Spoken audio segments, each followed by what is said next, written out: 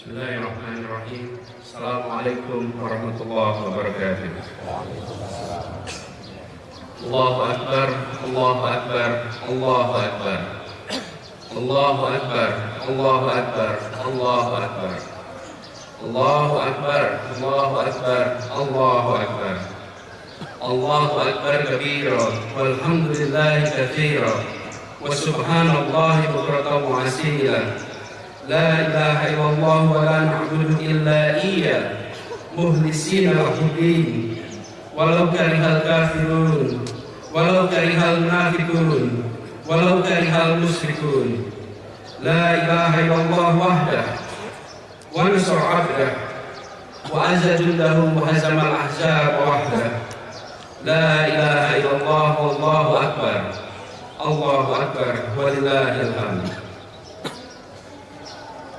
Jamaah sholat Idul Adha yang berbahagia, marilah pertama-tama kita senantiasa manjatkan puji dan syukur kepada Allah Subhanahu wa Ta'ala yang telah menganugerahkan indahnya dan nikmatnya dinul Islam. Pada pagi hari ini kita diliputi dengan suasana yang barokah, udara yang tepat sekali untuk bersama-sama melaksanakan sholat Idul Adha di perguruan Islam Al-Azhar.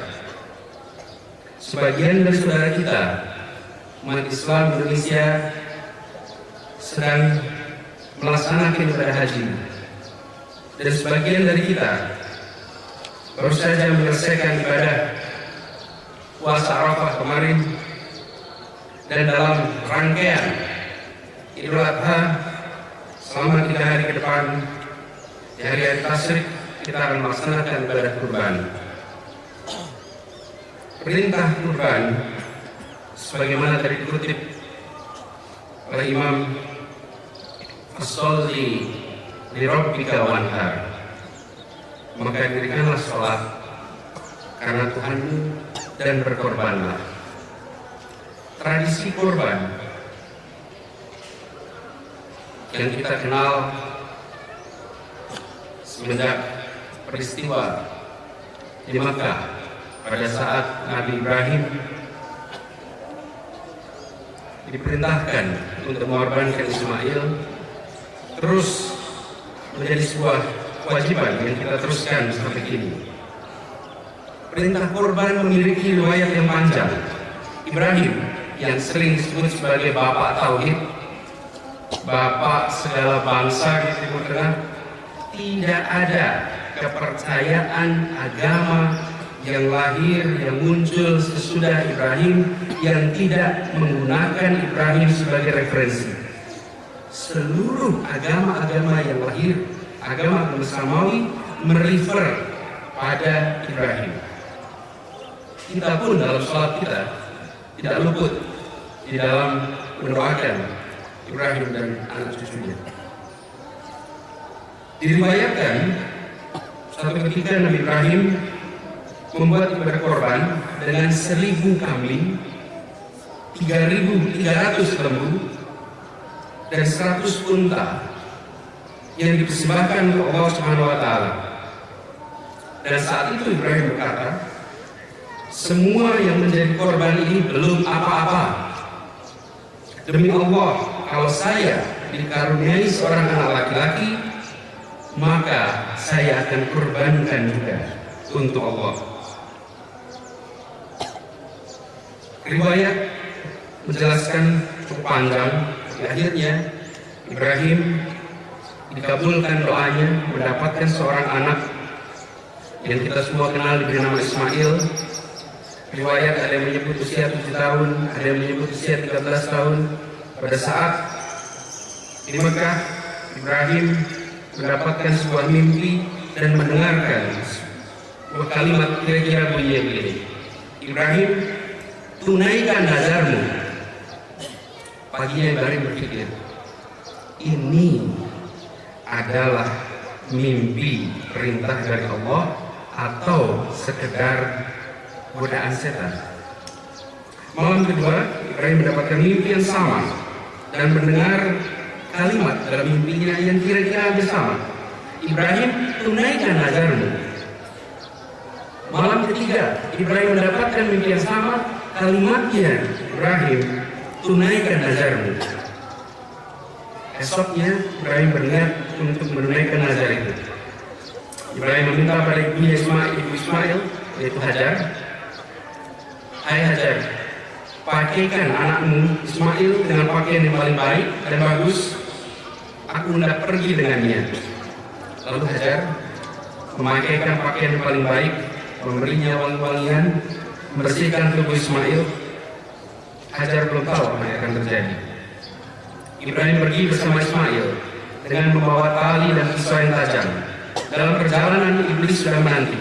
Dan iblis berkata pada Ibrahim, "Wahai Ibrahim, apakah engkau tidak memperhatikan betapa tampannya, betapa santunnya, betapa baiknya Ismail?" Ibrahim menjawab, "Ya, tapi aku diperintahkan Allah untuk melaksanakan nazarku." Iblis pun gagal terhadap Ibrahim. Dia temui Hajar. "Hajar, bagaimana kau duduk-duduk saja sementara Ibrahim sudah pergi untuk menyembelih anakmu Ismail?" Hajar menjawab, "Nabi tidak pernah diperintah untuk sesuatu yang batil, dan saya sendiri bersedia untuk menebus perintah itu dengan jiwaku, betapa pula dengan jiwa Ismail."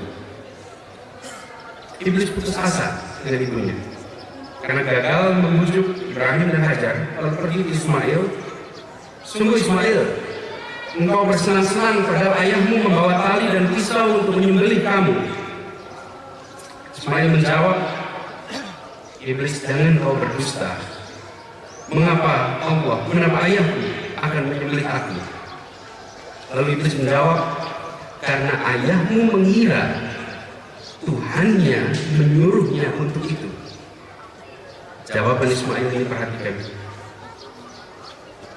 "Aku memperhatikan dan aku mentaati perintah Tuhan."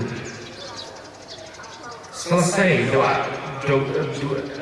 godaan iblis pada mereka bertiga. Lewat, tak sanggup mereka digoda. Lalu Ibrahim dan Ismail sampai ke Mina. Ibrahim berkata pada Ismail, "Wahai anakku, sungguh aku melihat dalam tidurku bahwa aku menyembelih engkau. Bagaimana pendapatmu?"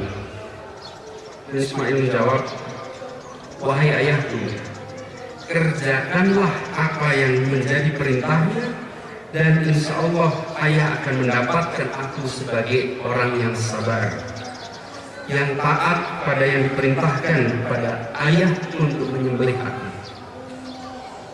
Lalu Ismail berkata pada Ibrahim, "Wahai ayah, aku sampaikan beberapa pesan padamu, wasiatnya dari anak untuk ayah. Hendaklah ayah mengikat tanganku agar aku tidak bergerak-gerak yang mungkin dapat menyakitkan ayah. Turunkan wajahku ke tanah agar ayah tidak melihat wajahku saat itu, lalu timbul kasih sayang kepadaku. Tolong ayah lipatkan kain ayah agar tidak tercemar oleh darah.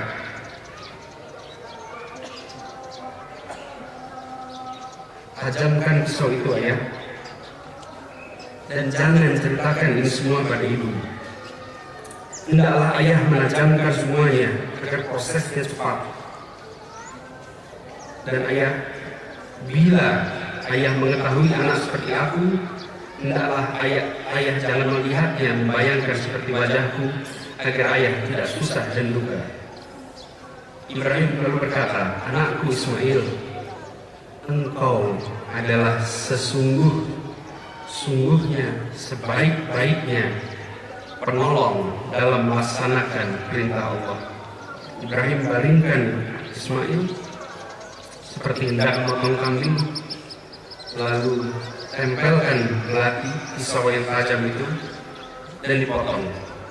Pada saat itu diganti oleh Jibril dengan kambing kibas yang dipercayai sebagai kambing kurban Habil putra Adam, dan saat itu dilantunkan takbir yang kita selalu ulang pada saat kita merayakan Idul Adha. Jibril berseru, Allahu Akbar, Allahu Akbar, Allahu Akbar, dan dijawab dengan Ibrahim, La ilaha illallah, Allahu Akbar. Ismail menyambung, Allahu Akbar walillahil hamd. Pagi itu, pada saat Ibrahim akan menunaikan perintah Allah untuk mengorbankan Ismail, perintah itu ditaati, anaknya memberikan wasiat, dan Allah menggantinya dengan kambing kibas. Kisah ini,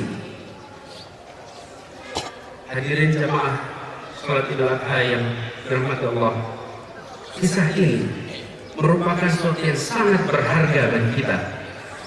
Bukan peristiwa mengorbankan Ismailnya lalu diganti kambingnya, tapi perhatikan dialognya, kekuatan ketaatan antara Ibrahim, Hajar, dan Ismail. Yang ini kami sebagai khatib ingin mengingatkan pada diri sendiri dan kepada jamaah sekalian, pentingnya kita melihat Idul Adha dan kurban bukan dalam konteks mengirimkan berapa ratus juta, berapa ratus kambing, berapa puluh sapi, bukan soal membagikan daging, tapi Idul Adha adalah tentang sebuah keluarga yang memiliki ketakwaan total, dan ketakwaan itu dicerminkan di dalam setiap detik cobaan yang mereka hadapi. Idul Adha adalah peringatan tentang keberhasilan Ibrahim dan Hajar membangun sebuah keluarga yang beriman, bertakwa. Hari-hari ini di Indonesia kita menyaksikan defisit keluarga seperti ini. Kita menyaksikan kita semua berpidato, berbicara mengenai pendidikan berkarakter, pendidikan akhlak. Idul Adha adalah perayaan di mana kita menyaksikan sebuah keluarga diuji dengan perintah yang menurut akal sehat barangkali tidak masuk akal, ditaati secara sepenuh hati, dan lihat efeknya. Beribu tahun peristiwa itu diperingati, beribu tahun kesolehan Ismail itu dicatat, dan ini yang menurut pandangan kami perlu mendapat perhatian oleh kita.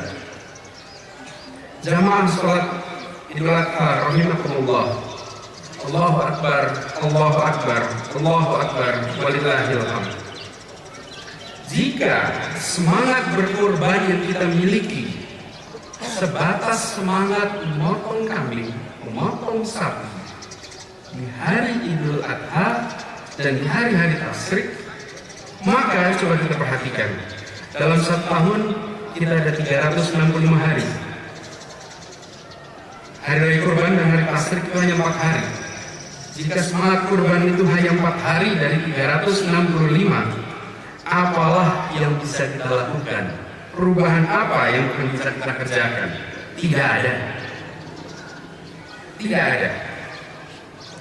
Seseorang memberikan hewan kurban, bisa kambing, bisa sapi, namun beberapa hari kemudian kembali hidup dalam egoisme, kembali hidup mementingkan diri, tidak peduli dengan masyarakat, dan lebih parah lagi adalah bila tidak mempertahankan sikap yang penuh integritas, sikap yang punya akhlak, dan terjebak dalam perbuatan-perbuatan yang mengarah pada sikap-sikap kafir. Apakah artinya bila berkurban itu hanya pada hari raya Idul Adha dan tasyrik? Disinilah kami ingatkan pada diri sendiri dan kepada jamaah sholat Idul Adha yang dirahmati Allah, bahwa bangsa kita, republik ini membutuhkan generasi-generasi bangsa yang mau berkorban untuk memikirkan masa depan, mau untuk melakukan kurban bukan semata-mata di hari tasyrik dan hari Idul Adha ini, tetapi mau untuk melepas apa yang dicita-citakannya untuk sebuah tujuan yang lebih besar. Kita di Indonesia merasakan kenyamanan seperti ini karena para pendahulu Republik ini mau melakukan korban. Bapak-bapak, ibu sekalian, bayangkan bila Soekarno dan Hatta memilih tidak berkorban. Soekarno insinyur di saat hampir 100% penduduk Nusantara buta huruf. Hatta mendapatkan gelar doktorandus di negeri Belanda di saat mayoritas buta huruf. Mereka memiliki seluruh persyaratan untuk hidup nyaman, tentram, sejahtera, kaya raya. Mereka punya seluruh persyaratan itu. Dan generasi dengan mereka. Tapi apa mereka lakukan? Mereka memilih untuk melakukan jalan yang sulit. Mereka korbankan semua itu. Mereka pilih untuk memperjuangkan kemerdekaan. Dan hari ini kita bisa berkumpul di tempat ini. Sebagian kita bisa pergi ke seluruh dunia. Karena apa? Karena korban para pendiri Republik ini. Mereka mau berkorban dan kita merasakan faedah korban itu. Bila hari ini kita hanya menghasilkan generasi yang memikirkan diri sendiri, yang memikirkan kepentingan dirinya, keluarganya, maka tradisi berkorban yang diteruskan oleh para pendiri Republik ini akan berhenti. Karena itu menjadi kewajiban bagi kita untuk mengingat-ingat bukan hanya kurban yang dilakukan di Mekah sana, tapi kurban yang dilakukan oleh para pendiri Republik ini. Dan itu yang merubah nasib bangsa kita. Tidak mungkin kita berubah seperti ini jika tidak ada korban. Dan tidak mungkin jika kita tidak mengusahakannya. Allah sendiri memberikan pesan yang sangat jelas. Inna Allah la yughayyiru ma biqaumin hatta yughayyiru ma bi anfusihim. Tidak akan kami berubah nasib kalian, tidak akan kami berubah nasib suatu kaum bila kalian sendiri, bila kaum itu sendiri tidak berubahnya. Dan di sini kita diingatkan tentang pentingnya kurban itu. Allahu Akbar, Allahu Akbar, Allahu Akbar, walillahil hamd. Sekarang pertanyaannya kemudian, ya kita tahu Nabi Ibrahim berkorban, Hajar, Ismail, para pendiri Republik ini sudah berkorban. Kalau kita tahu bahasa anak sekarang sowot gitu. Lalu apa? Terus kenapa? Pertanyaannya, apa yang harus kita lakukan? Apa yang harus kita siapkan agar kita bisa mengambil hikmah kurban, agar kita bisa meneruskan tradisi kurban? Di sini, bila Hajar memberikan pelajaran yang sangat besar pada kita, bila Ibrahim dan Ismail memberikan contoh ketaatan itu, bayangkan hari ini jika kita mendapatkan ujian seperti itu. Anak semata wayang yang sudah diharap-harapkan hadir berpuluh tahun, kemudian harus dilepaskan. Bayangkan dengan kita yang ingin makmur sejahtera, lalu satu saat kita dapat perintah korbankan seluruh kemakmuran itu. Sanggup tidak? Terus anak, lepaskan kemakmuran kita. Bila itu menjadi perintah, sanggup tidak? Jangankan anak, baru barang yang kita dapat dan mudah dilepas saja, kita merasakan beratnya itu. Tapi kita tidak bisa kemudian melepaskan tanggung jawab kita sebagai seorang muslim untuk kurban, untuk mau mengorbankan sesuatu yang bernilai. Di sini kemudian izinkan kami sebagai khatib untuk mengingatkan diri sendiri dan mengingatkan para jamaah sekalian pentingnya membangun keluarga yang sanggup berkorban.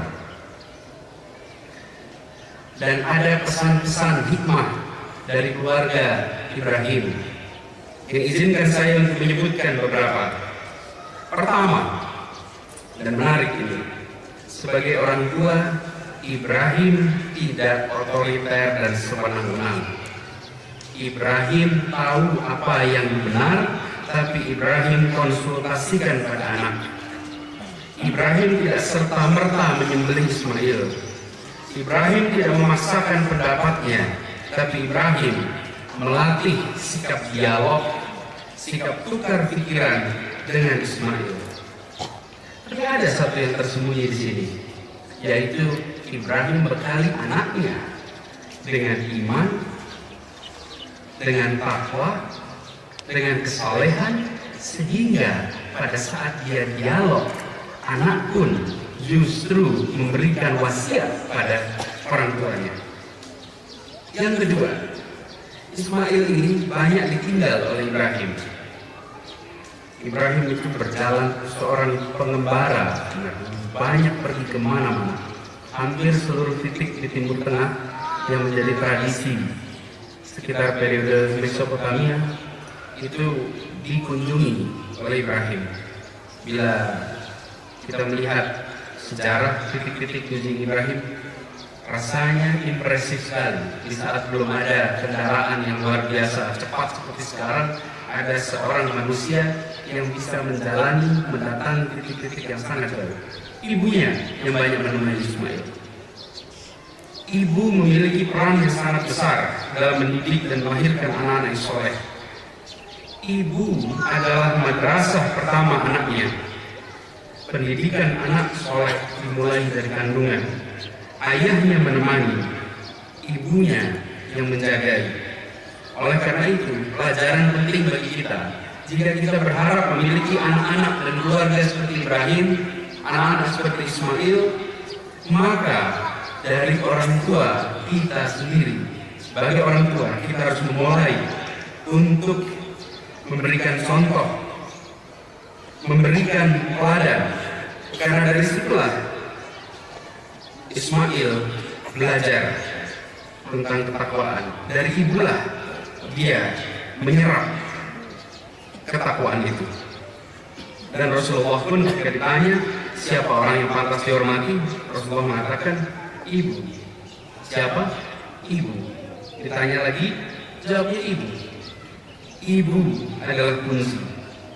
Dan di sini sekalian, apabila kita perhatikan di Indonesia, kita banyak memberikan perhatian pada sekolah. Sekolah dipandang sebagai tempat mendidik anak. Yang kita lupa, sebetulnya pendidik terpenting adalah orang tua. Sementara pendidik yang paling tak tersiapkan, orang tua. Pendidik terpenting yang paling tak tersiapkan adalah orang tua. Ismail tidak dikirim ke perguruan manapun. Ismail dididik di perguruan rumah tangga. Ini adalah pelajaran yang sangat penting bagi kita yang saat ini memiliki cita-cita agar anak-anak kita bisa meneruskan tradisi Islaman. Dan di sini sekalian ada pesan sederhana. Orang tua mendidik dengan contoh. Orang tua mendidik dengan keteladanan. Karenanya saya sebenarnya tidak terlalu favorit dengan diskusi pendidikan karakter untuk anak-anak. Pendidikan karakter untuk anak-anak itu ya baik-baik saja, namanya juga anak-anak diajari karakter. Yang harus belajar karakter ini siapa? Guru-gurunya. Gurunya yang belajar karakter. Lalu siapa lagi yang diajari karakter? Orang tuanya yang diajari karakter. Lalu mereka praktekkan, baru anak-anak belajar dari mereka. Tapi bukan kita datang kepada anak-anak, anak-anak mari kita baca, ini daftar karakter yang baik. Ini cara memiliki karakter, bukan. Orang tuanya punya karakter, orang tuanya dididik karakter, gurunya dididik karakter, lalu anaknya meniru gurunya, meniru orang tuanya. Nah, jangan kita mengulangi sebuah nilai bangsa yang mulia diajarkan dengan cara yang sekarang ditinggal. Sekarang orang menjauhi cara itu.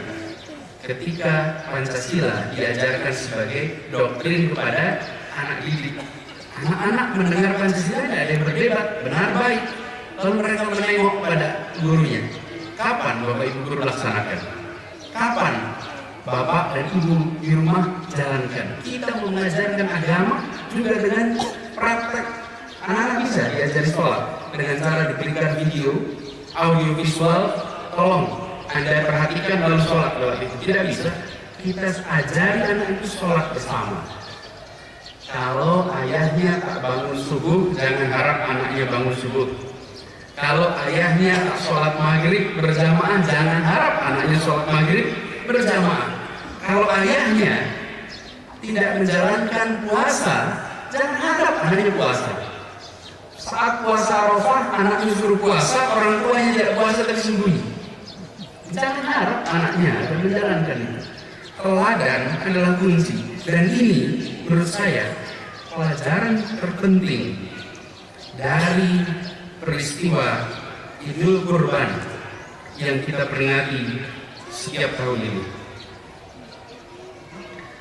Dan membina hubungan keluarga yang harmonis antara Ibrahim dan Hajar. Padahal kita tahu Ibrahim memiliki dua keluarga di tempat yang berbeda, dikelola keluarga itu dengan harmonis, bahkan ada ketaatan yang luar biasa. Di sini kemudian kita memiliki beban tanggung jawab moral.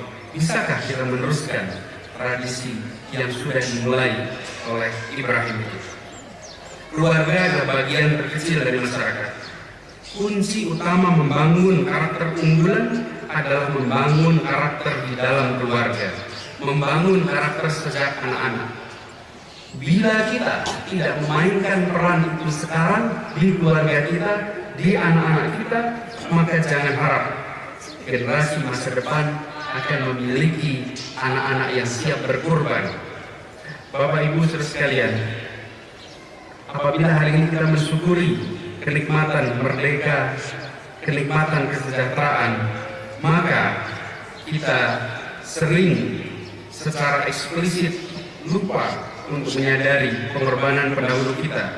Walaupun implisit kalau kita diingatkan, kita tersadarkan. Bayangkan bila anak-anak kita adalah anak-anak yang berkorban hari ini, dan anak-anak yang beberapa dekade yang akan datang akan dikenang oleh anak cucunya sebagai orang-orang yang memberikan perubahan yang besar di masyarakat. Indonesia diprediksikan akan menjadi bangsa yang besar, bangsa yang kokoh, bangsa yang berpengaruh di dunia. Ukurannya luar biasa besar. Bila kita lihat begitu banyak optimisme di dunia luar, tapi di dalam negeri kita justru cenderung melihat hal-hal yang kurang, hal-hal yang negatif. Apabila kita perbaiki mulai dari keluarga, maka insya Allah harapan itu akan bisa tercapai. Kuncinya sekali lagi adalah pada manusia. Kuncinya bukan pada alam.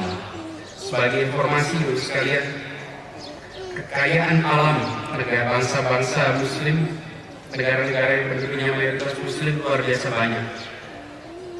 Penduduk Muslim itu 23% dunia, menguasai 60% sumber energi dunia. Tapi kekayaan Muslim seluruh dunia hanya 8% kekayaan dunia. Negara OI 57 negara, kekayaannya, GDP-nya di jumlah seluruhnya, GDP 57 negara di jumlah seluruhnya dibandingkan dengan satu negara yang tidak punya sumber daya alam, Jepang, kekayaan 57 itu hanya 3/4 kekayaan satu negara Jepang. 57 dengan minyaknya, dengan tambangnya, dengan gasnya. 3/4 negara yang tidak punya sumber daya alam. Kenapa? Karena di sana ada manusia-manusia yang terdidik, manusia-manusia yang berkembang, manusia-manusia yang dalam indeks keislaman, indeksnya sangat tinggi. Di dunia ini ada sebuah indeks keislaman, Islamicity Index. Bukan jumlah penduduk muslim, tapi tingkat ketaatan pada nilai-nilai Islam. Dan negara-negara yang tertinggi, salah satu yang tertinggi adalah Jepang. Jepang adalah negara di sana tak ada muslim, tapi Islam hadir di sana. Ini contoh. Dan kita kalau perhatikan di mana mulainya, di keluarga. Keluarga yang berperhatian. Sebagai penutup dari khotbah Idul Adha ini, izinkan saya mengajak diri sendiri dan seluruh hadirin untuk terus mengimplementasikan nilai-nilai mulia dari perayaan Idul Adha dan peringatan Kurban. Sebagai umat Islam, kita dituntut untuk kerja, untuk aktif, untuk optimis. Idul Adha jangan hanya menjadi ritual tahunan untuk penyembelihan kambing kurban, tapi lebih dari itu, Idul Adha harus menjadi sumber inspirasi untuk memperkuat hadirnya nilai-nilai Islam, bukan di tempat-tempat yang jauh, tapi hadirnya nilai-nilai Islam di dalam keluarga kita. Pengorbanan, kerja keras, dan optimisme diperlukan untuk memecah ketertinggalan. Karakter ini harus dipegang teguh, dan jika karakter ini dibangun, insya Allah Republik ini akan makin tegak ke depan. Islam mengajarkan nilai-nilai tersebut. Tantangannya adalah bagaimana agar nilai itu tidak hanya sebatas ritual, tapi harus menjadi kesalehan sosial, dan lebih jauh lagi memberikan manfaat dari pembangunan bangsa. Mari kita mencontoh kisah Ibrahim, kisah yang memberikan kepada kita ketaatan total kepada Allah Subhanahu wa Ta'ala. Dan Ibrahim memberikan contoh bagaimana membina keluarga agar menjadi keluarga yang taat pada perintah Allah. Kita semua tidak diciptakan kecuali untuk beribadah, dan Ibrahim buktikan itu. Dia lakukan pada dirinya dan keluarganya. Seringkali kita lupa bahwa keluarga adalah fondasi utama dalam membangun bangsa yang maju, yang berkembang. Karakter-karakter anak yang dibuat di rumah itu yang membangun untuk kita melihat kemajuan secara kolektif. Allahu Akbar, Allahu Akbar, Allahu Akbar, walillahil hamd. Sebagai penutup, marilah kita bersama-sama memanjatkan doa agar Allah Subhanahu wa Ta'ala menundukkan hati kita, seraya berharap pada Allah agar kita bisa meneladani Ibrahim, Hajar, dan Ismail, dan agar kita dimasukkan dalam golongan orang-orang yang sanggup berkorban. A'udzubillahi minasyaitonir rajim. Bismillahirrahmanirrahim. Allahumma ighfir lil mu'minina wal mu'minat wal muslimina wal muslimat al-ahya'i minhum wal amwat innaka samiun qaribun mujibud da'awat. Rabbana min azwajina wa dhurriyyatina qurrata a'yun waj'alna lil muttaqina imama. Rabbana la tu'akhidna in nasina aw akhtana. Rabbana wa la tahmil 'alaina isran kama hamaltahu 'alal ladzina min qablina. Rabbana wa la tuhammilna ma la taqata lana bih. Wa'fu 'anna waghfir lana warhamna anta maulana fansurna 'alal qaumil kafirin. Fansurna 'alal qaumil munafiqin. Fansurna 'alal qaumil zalimin.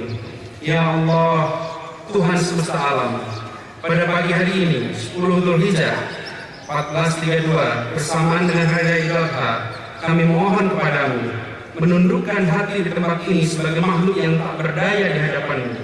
Ampunilah kedua dosa orang tua kami, berikanlah rahmat kepada keduanya sebagaimana mereka mendidik kami ketika kami masih kecil.